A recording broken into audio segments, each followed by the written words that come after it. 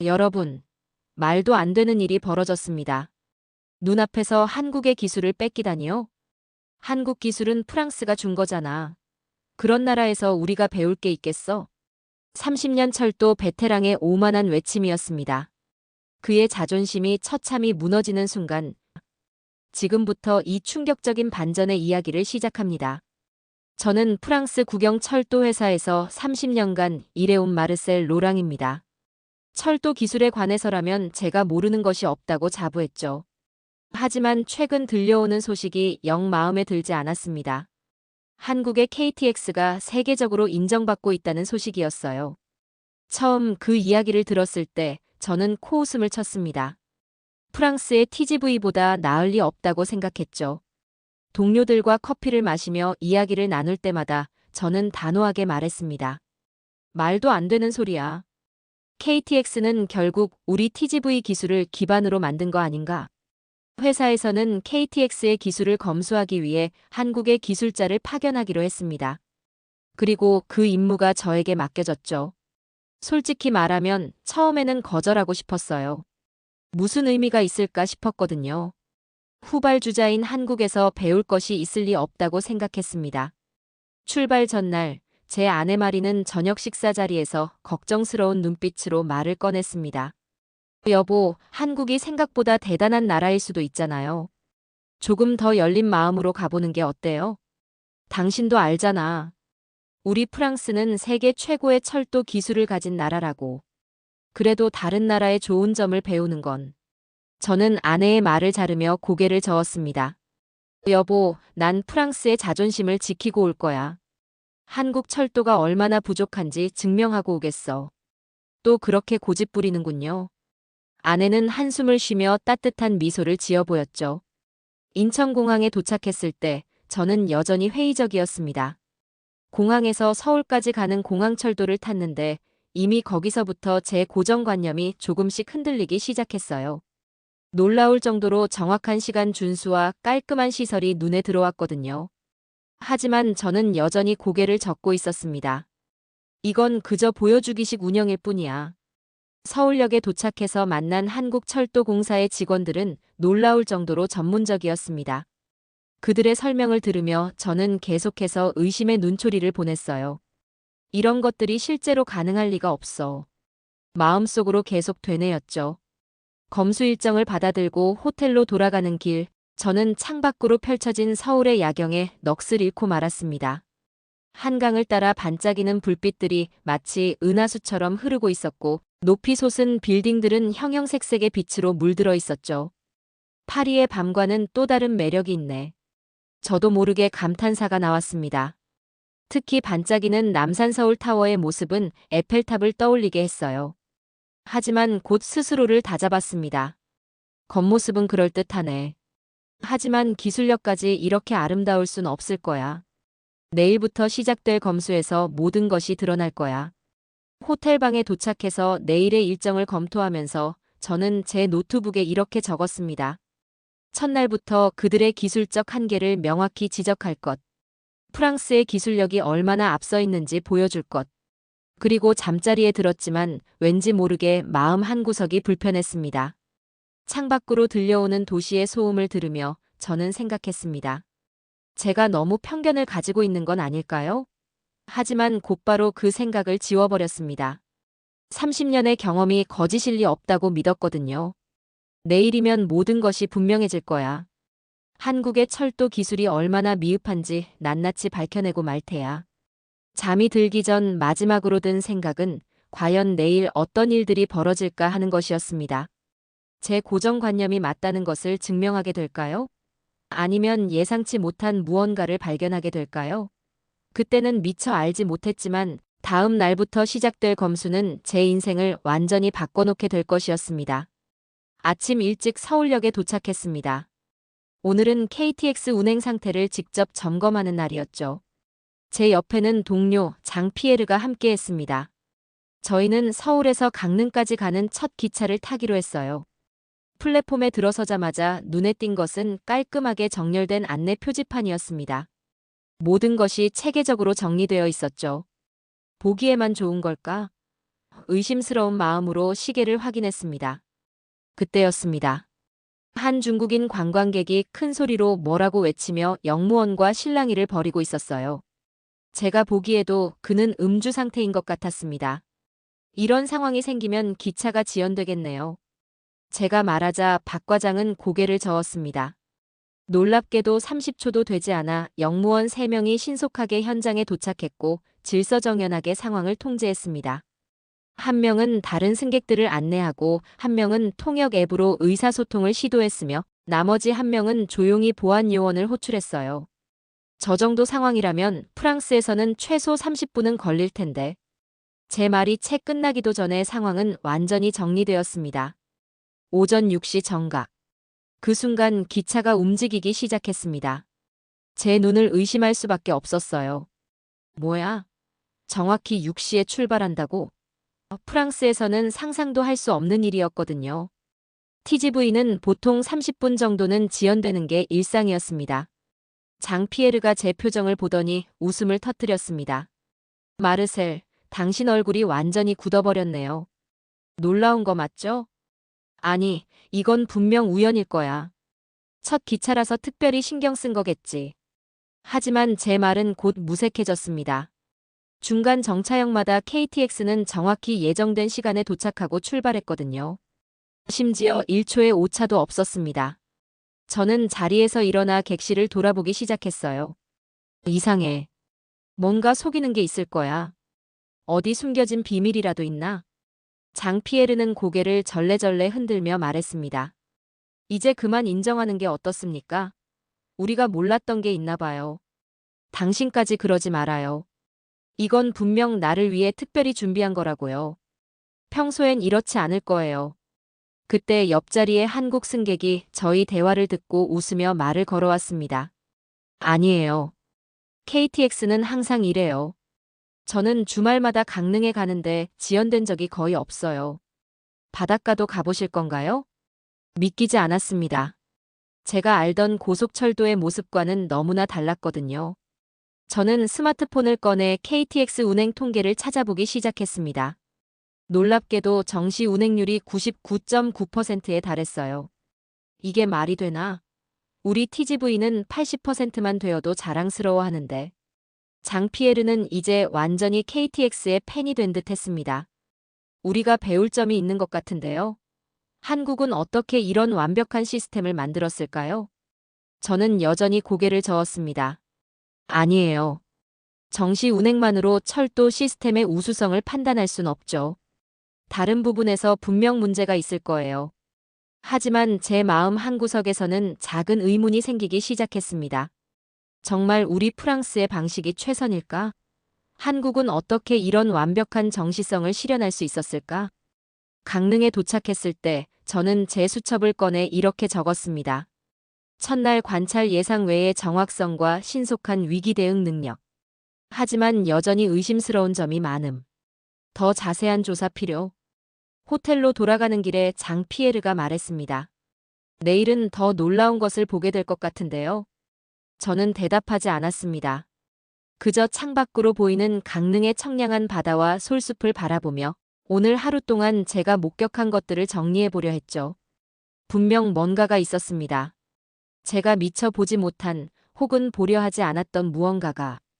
강릉의 호텔에서 맞이한 아침, 창밖으로 보이는 동해의 푸른 바다가 눈에 들어왔습니다. 어제의 놀라운 경험들이 아직도 생생했지만 여전히 의구심은 남아 있었죠. 오늘은 KTX의 발권 시스템을 점검하기로 했습니다. 프랑스에서는 무임승차 문제가 늘 골치 아팠거든요. 매일 수십 명의 직원들이 기차를 돌아다니며 승객들의 표를 확인해야 했죠. 아침 식사를 마치고 호텔을 나서자 박 과장이 로비에서 저를 기다리고 있었습니다. 마르셀님, 오늘은 저희 스마트 발권 시스템을 보여드리겠습니다. 강릉역에 도착하자 정연하게 늘어선 무인 발매기가 눈에 들어왔습니다. 이런 기계는 프랑스에도 있지만 고장이 잦아서 거의 사용하지 않아요. 박 과장이 웃으며 말했습니다. 저희 발매기는 99% 이상의 가동률을 자랑합니다. 게다가 스마트폰으로도 티켓을 살 수 있죠. 스마트폰으로요? 네, QR코드 승차권을 구매하면 자동 개찰구에서 바로 인증됩니다. 종이 티켓이 필요 없죠. 저는 반신반의하며 시연을 요청했습니다. 박 과장은 스마트폰으로 티켓을 구매하고 바로 개찰구를 통과했어요. 놀랍게도 1초도 걸리지 않았습니다. 그런데 위조나 부정승차는 어떻게 막나요? QR코드는 실시간으로 갱신되는 암호화 시스템을 사용합니다. 위조가 사실상 불가능하죠. 게다가 자동 개찰구의 정확도도 99.9%에 달해요. 더 놀라운 건 승무원들의 휴대용 단말기였습니다. 객실에서 승차권 확인을 할 때도 QR코드만 스캔하면 모든 정보가 바로 확인되었어요. 우리는 아직도 종이 티켓을 일일이 확인하는데 저도 모르게 한숨이 나왔습니다. 박 과장의 설명은 계속되었습니다. 모든 발권 정보는 실시간으로 중앙 시스템과 연동됩니다. 빈자리 현황도 바로 확인할 수 있죠. 실제로 역의 대형 스크린에는 실시간 좌석 현황이 표시되고 있었습니다. 심지어 스마트폰 앱으로도 같은 정보를 확인할 수 있었어요. 이렇게 하면 표 검사하는 시간이 많이 줄어들겠네요. 네, 승무원들은 그 시간에 승객 서비스에 더 집중할 수 있죠. 저는 발권 시스템에 정확한 데이터를 요청했습니다. 한 달간의 기록을 보니 시스템 오류율은 0.1%도 되지 않았어요. 점심 식사 후에는 더 놀라운 것을 보여드리고 싶은데요. 박 과장의 눈빛이 반짝였습니다. 더 놀라운 게 있단 말입니까? 네, 아직 절반도 못 보셨어요. 저희 KTX의 진짜 매력은 이제부터입니다. 그의 자신감 넘치는 미소가 이제는 거슬리지 않았습니다. 오히려 어떤 시스템을 더 보여줄지 기대가 되기 시작했죠. 점심 식사를 마친 후 박 과장은 저를 다시 강릉역으로 안내했습니다. 이번에는 KTX의 승객 서비스 시스템을 살펴보기로 했죠.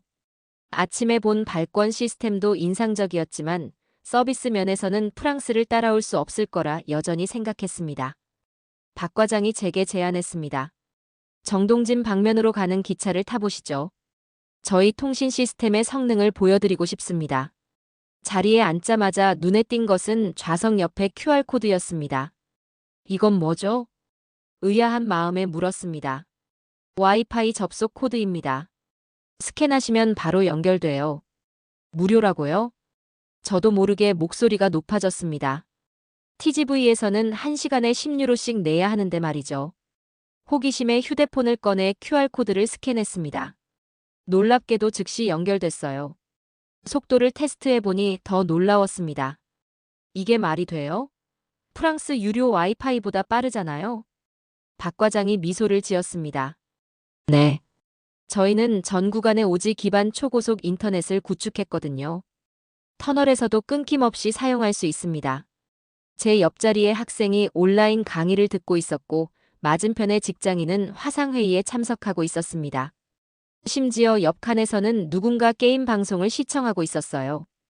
터널에서도 정말 끊기지 않나요? 의심스러워하는 제게 박 과장이 제안했습니다. 곧 정동진 터널이 나오는데 한번 테스트해 보시겠어요? 속도 측정 앱을 켜고 터널에 진입했습니다. 놀랍게도 속도 변화가 거의 없었어요. 프랑스였다면 완전히 끊겼을 터널 구간에서 말입니다. 제 태블릿으로 파리의 동료에게 화상통화를 걸어보았습니다.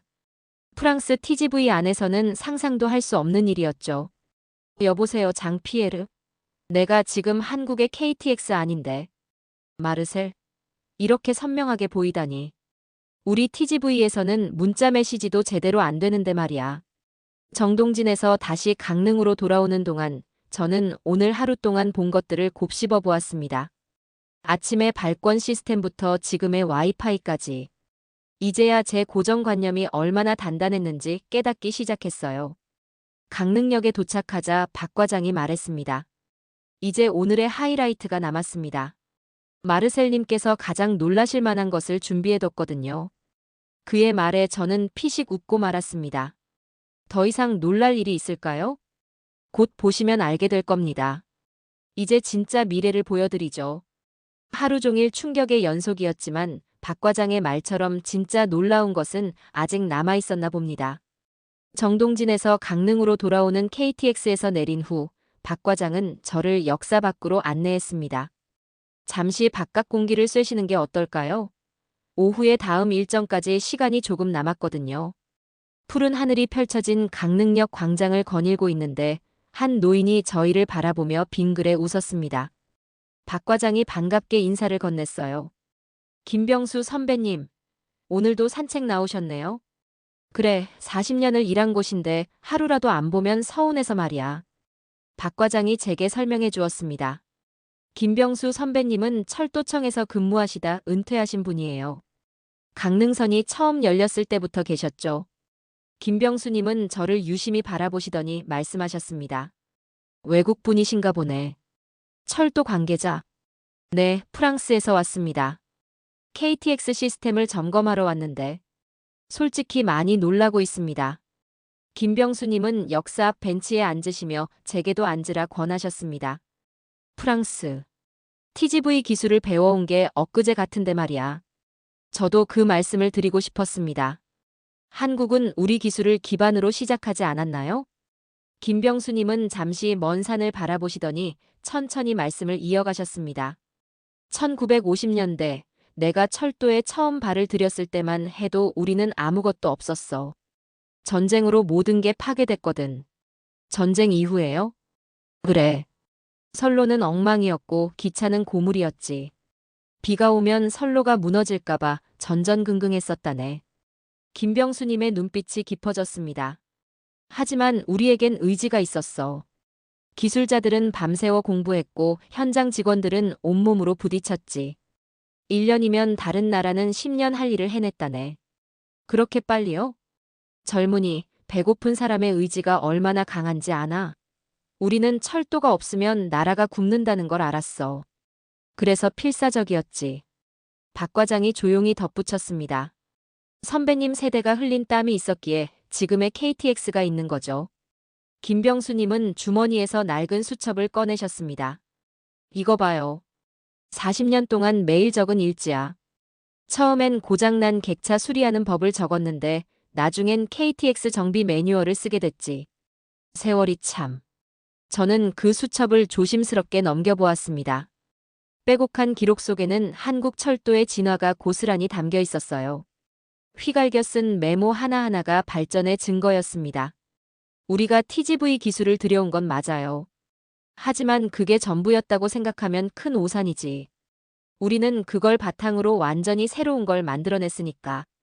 김병수님의 말씀에 가슴이 묵직해졌습니다. 제가 얼마나 편견에 사로잡혀 있었는지 새삼 깨달았거든요. 지금 보면 어떠세요?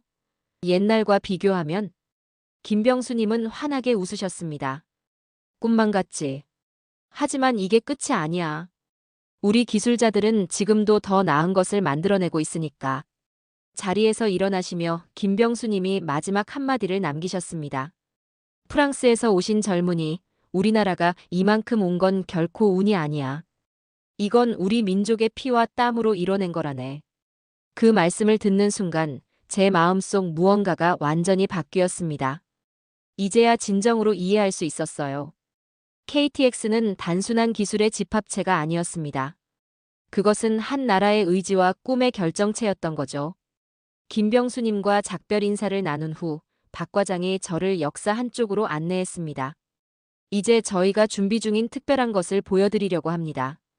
강릉역 옆 전용 플랫폼으로 가자 특별한 형태의 KTX가 정차해 있었습니다. 외관은 일반 KTX와 비슷했지만 기관사 공간이 조금 달라 보였어요. 이건 설마. 박 과장이 고개를 끄덕였습니다. 네, 저희가 개발 중인 자율주행 시스템입니다. 아직은 테스트 단계지만 곧 시범 운행을 시작할 예정이에요. 저는 충격을 받았습니다. 기관사 없이 달린다고요? 완전히 없는 건 아닙니다. 안전관리자가 항상 탑승한 상태로 운영될 거예요. 만약의 상황을 대비해서죠.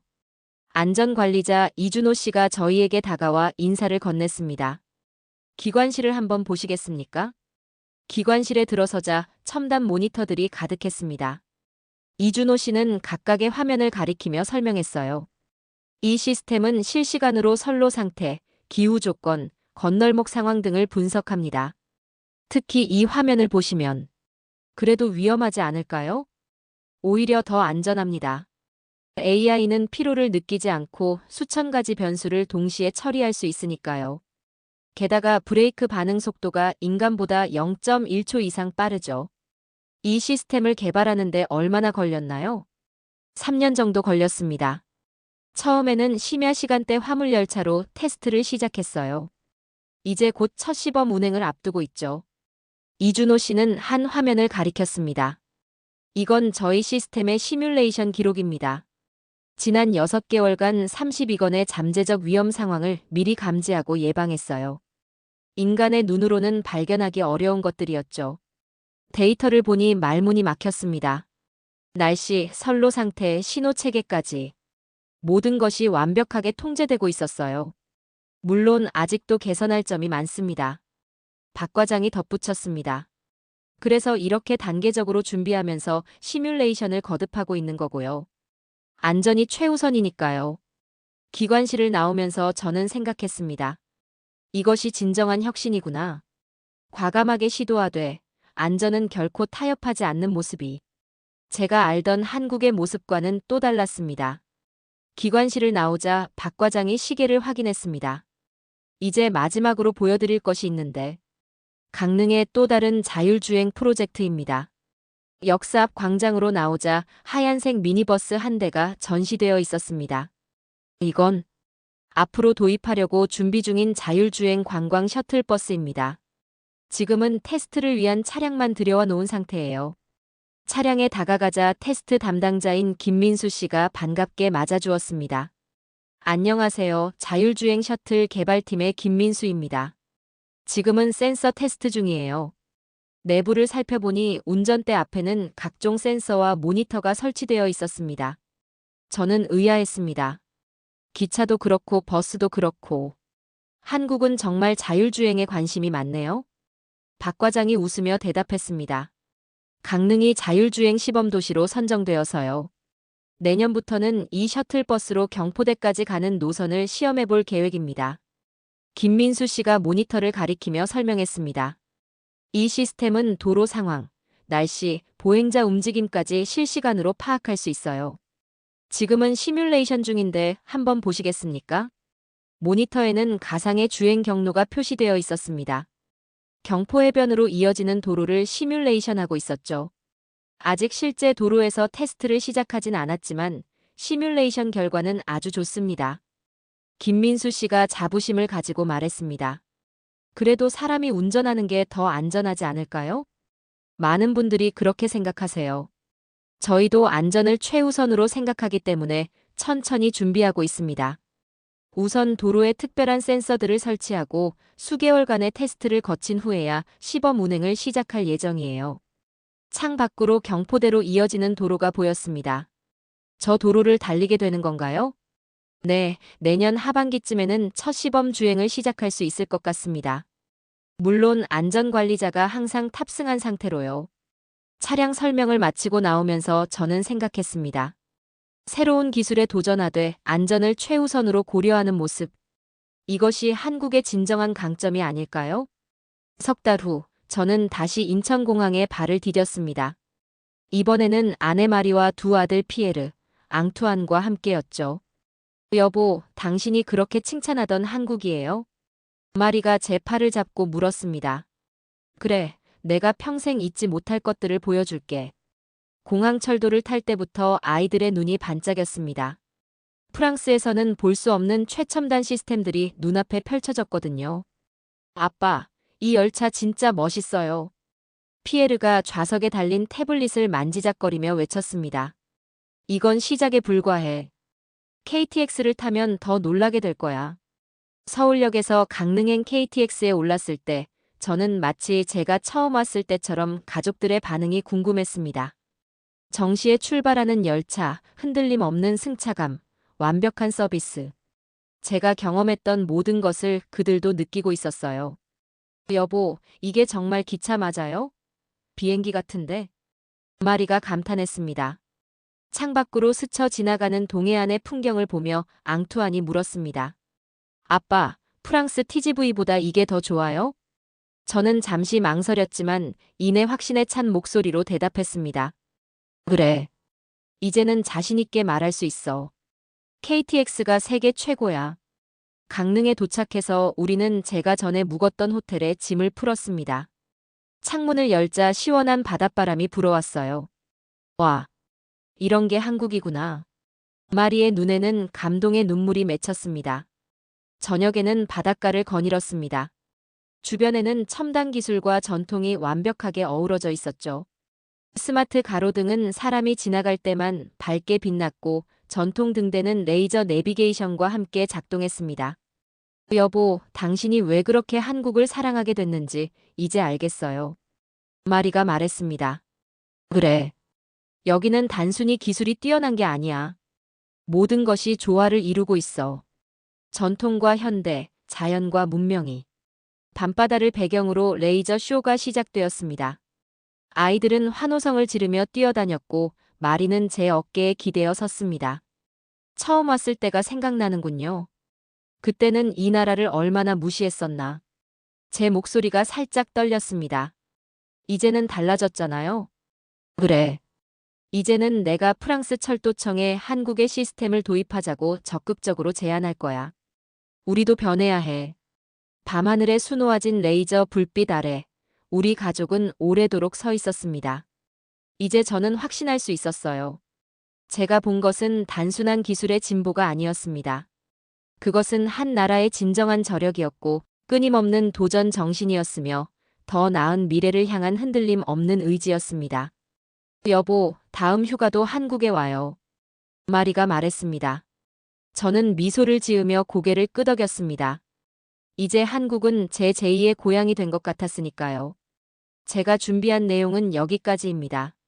여러분들의 구독과 좋아요는 영상 제작에 큰 힘이 됩니다. 내일도 온감동하세요.